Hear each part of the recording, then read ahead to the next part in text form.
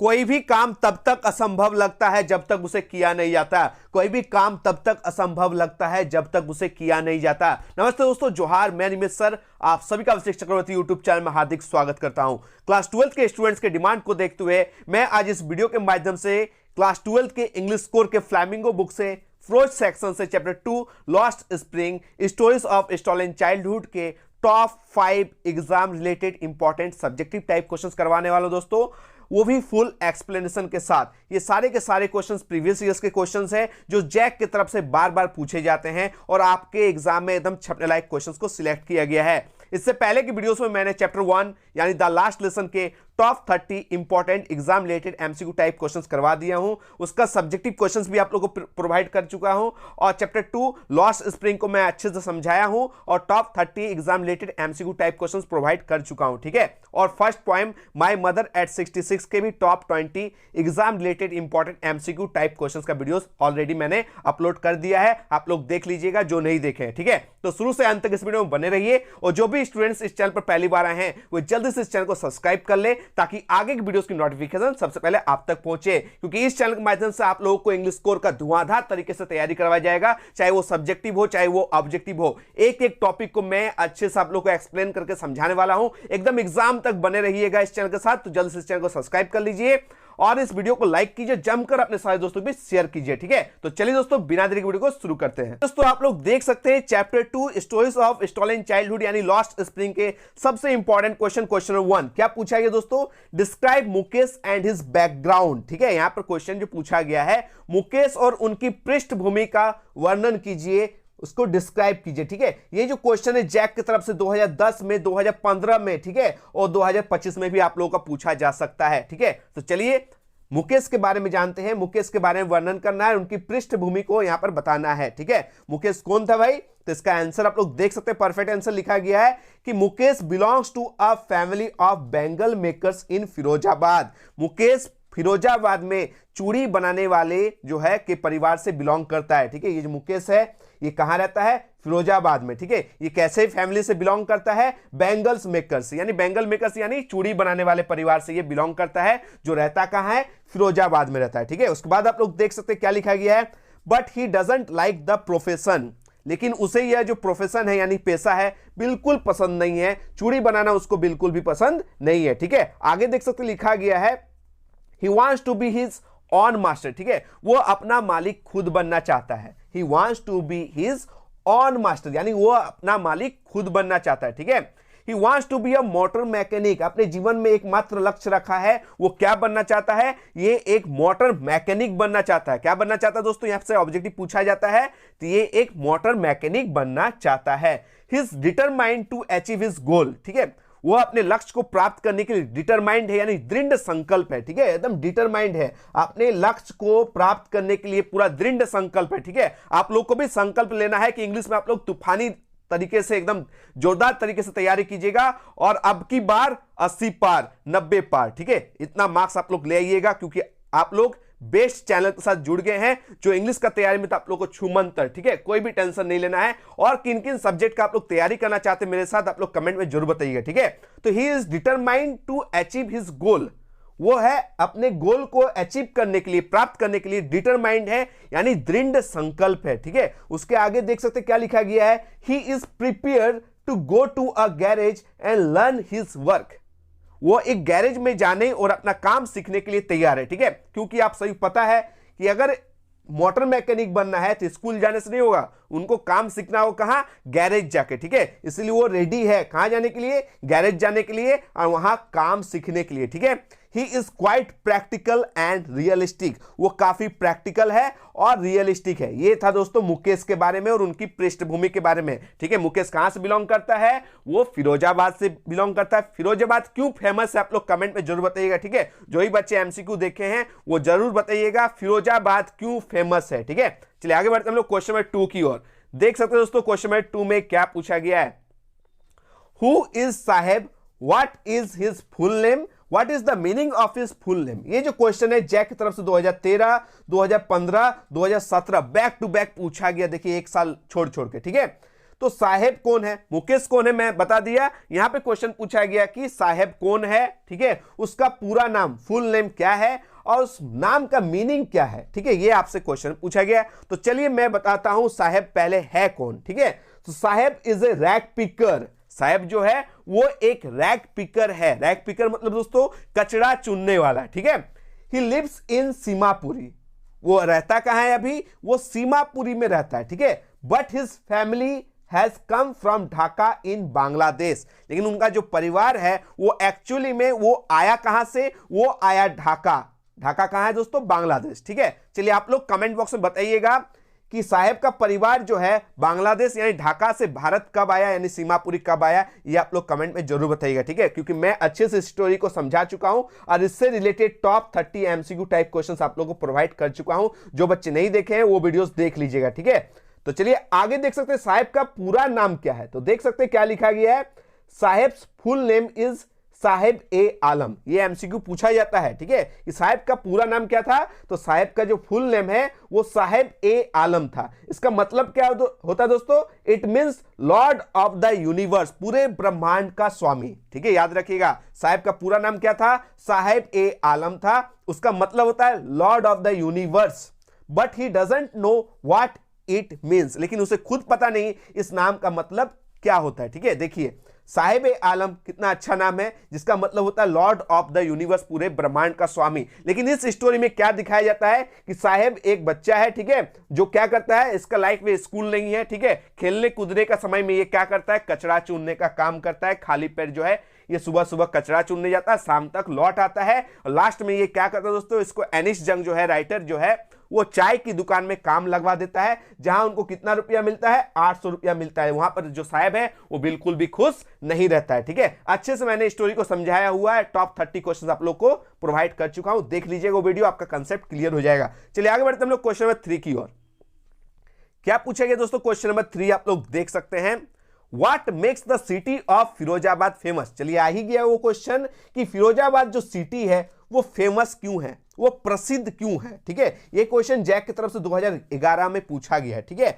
तो फिरोजाबाद जो है वो फेमस क्यों है, तो वो अपनी चूड़ियों के लिए फेमस है। आप सभी पता है कांच का फैक्ट्री, कांच का जो उद्योग है उसका सेंटर ही कहा जाता है कहां, फिरोजाबाद को, ठीक है। जैसे धनबाद क्यों फेमस है दोस्तों, आप सभी पता है धनबाद को कोयला नगर के नाम से, कोयला नगरी के नाम से जाना जाता है, यहां कोयला सबसे ज्यादा फेमस है। तो फिरोजाबाद किस लिए फेमस है, कांच की चूड़ियों के लिए फेमस है, यहां कांच का उद्योग आपको देखने को मिलेगा, ठीक है।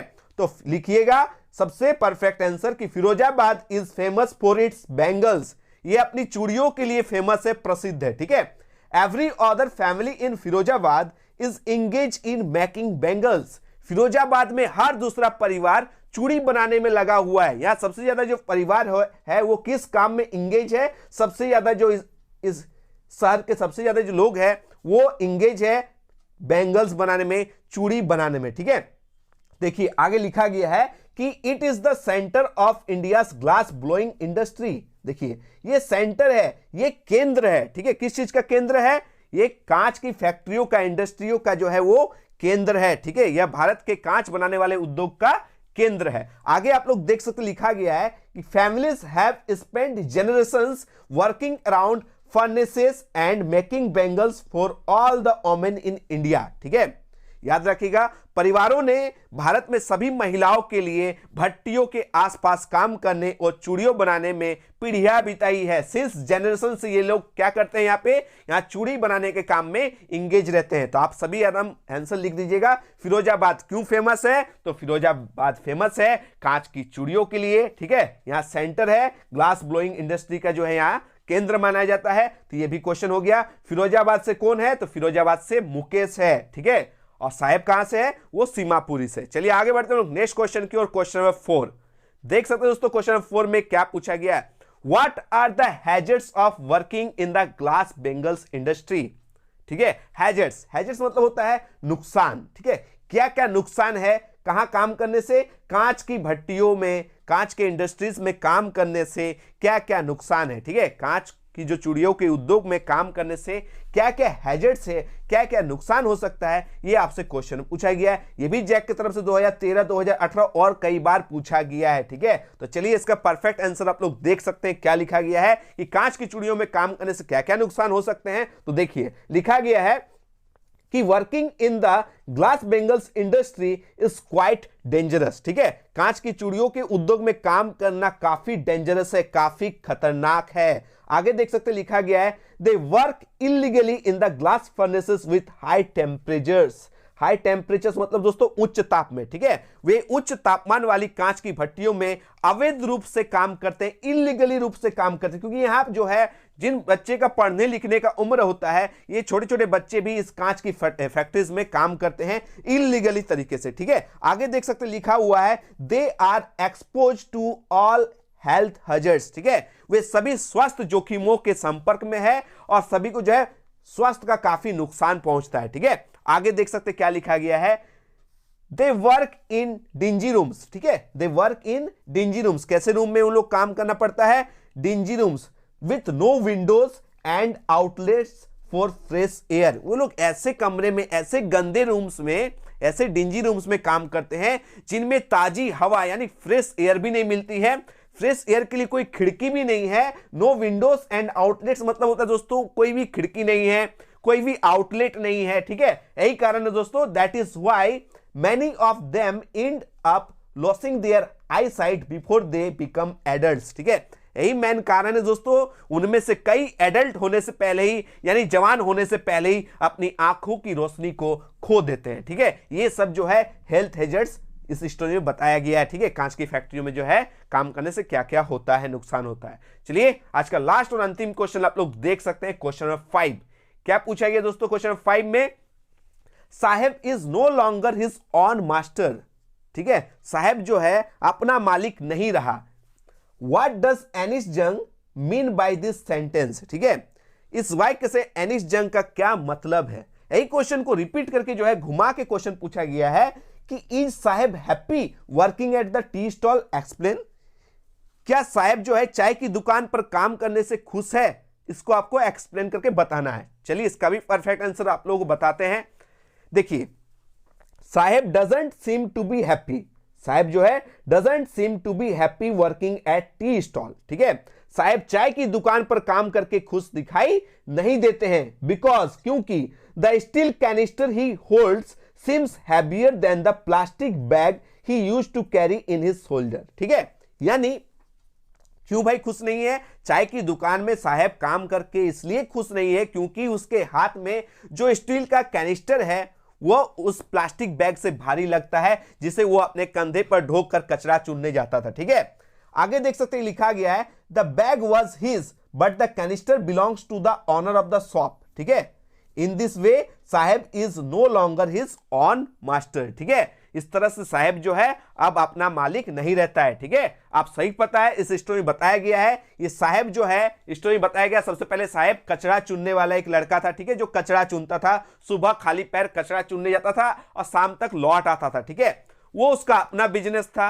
अपना प्लास्टिक बैग था। ठीक है, भारी होने से भी उसको नहीं लगता था, उस बैग को वो कहीं भी रख सकता था, उस पर सो भी सकता था। ठीक है, जब मन तब वो जा सकता था, नहीं भी जा सकता था, कोई बात नहीं था। लेकिन बाद में जो एनिस जंग इससे चाय की दुकान में काम पे लगवा देती है, तो चाय का दुकान जो है वो उनके मालिक का था और वो जो मालिक है उन पर ढोस जमाता था। ठीक है, अगर चाय की केटली हाथ से गिर जाता था तो उसे डांट, फटकार और मार भी मिलता था और पेमेंट भी कट जाता था। ठीक है, इससे साहब को पता चलता था कि चाय की जो केटली जो है वो सबसे ज्यादा भारी है, उसके प्लास्टिक बैग से भी भारी है, क्योंकि उसका प्लास्टिक बैग उसका खुद का था।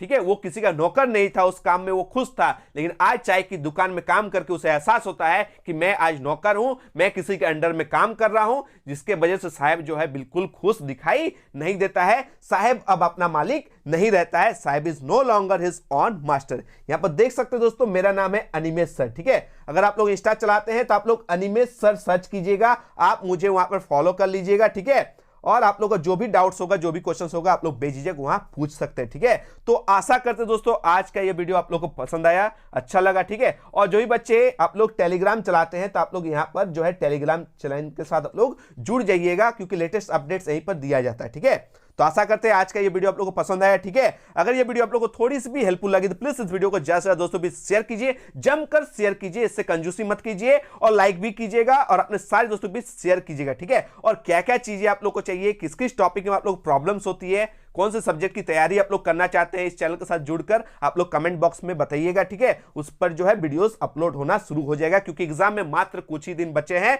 तो जल्दी से आप लोग जो है लग जाइए तैयारी में। मिलते हैं एक नए वीडियो के साथ। धन्यवाद, जय हिंद, वंदे मातरम।